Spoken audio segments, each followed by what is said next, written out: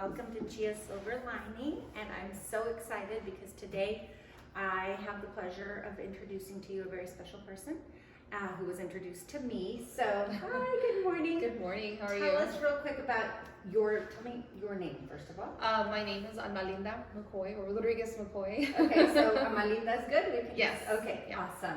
Nice to meet you. You Thank as you well. for joining us. Of course. Now, I heard you have an exceptional story.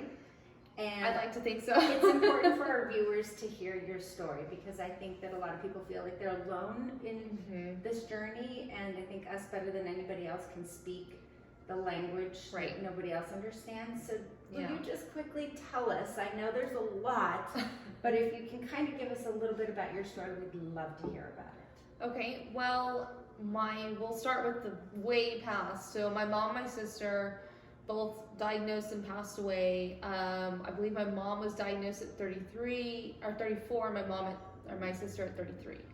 So before 35, both. Oh my goodness. My mom passed away when she was 41, and my sister passed away about 34 and a half, 35, like just shy of it. She probably was like a year and a half. Oh my goodness. So the word cancer obviously it's huge. Is a very paralyzing word probably for your family. It's so big.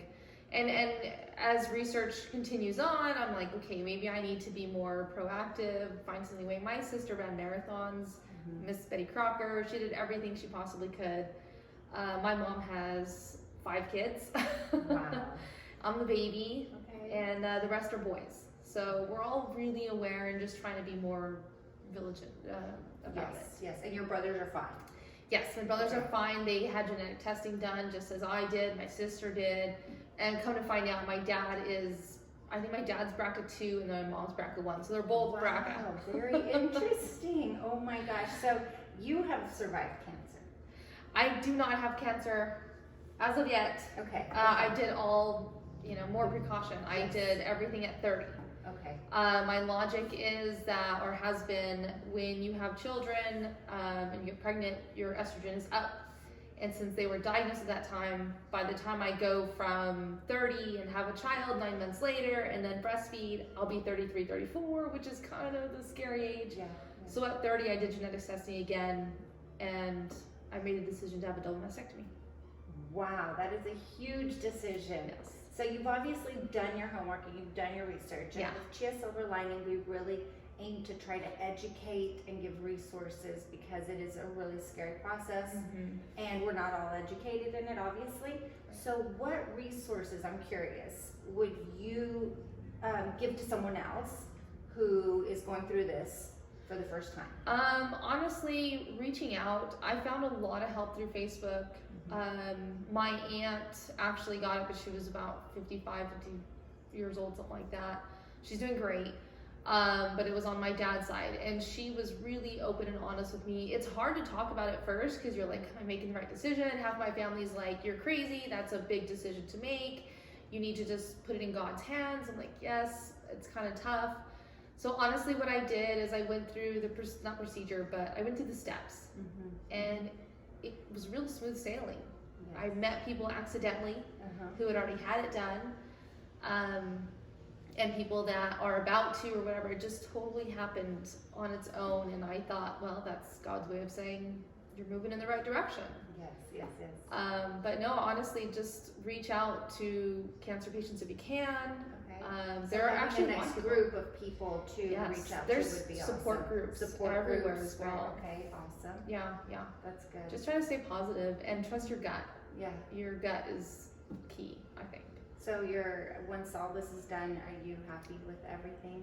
Yes, I'm hoping I'm done. I've had like 9 surgeries. It was supposed to be 1, and it turned out to a lot more.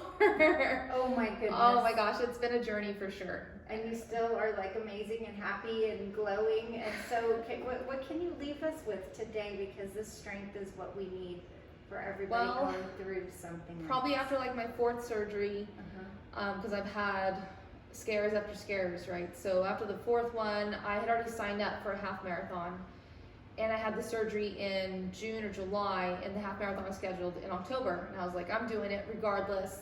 About the 9th mile, I'm running like, this was easy. I don't know what I was scared about. And I hit a wall at 9.5. And I was like, oh my gosh, I can't do this. And it hit me, all of a sudden I was all crying at like 9.5 miles. I'm like, you know, fear will not defeat me. You cannot let the idea of fear, of the dark cloud over your head, control your gut feeling, control what you think is best for you, or the people talking in your ear, or whatever the case is. I knew it was best for me. I did it. I went all in on it, and I'm happy I did it. And honestly, fear will not defeat me was my motto. You've got to live it. If I pass away tomorrow, I'm happy with today. So you conquered the half marathon. You conquered your marathon. I did. You're conquering cancer, and you're here today. And I'm really blessed to have you with us, sharing your story. Very important. And if you want to read more, we will have your story on a blog at Chia Silver Lining, and hopefully you'll be able to answer questions too for any of our viewers who would like to ask questions. We'd love to pass those on as well. So please look for Chia Silver Lining, and your blog will be on there this week. So thank you so much for joining us. Thank you. Very nice meeting you. Nice to meet you too.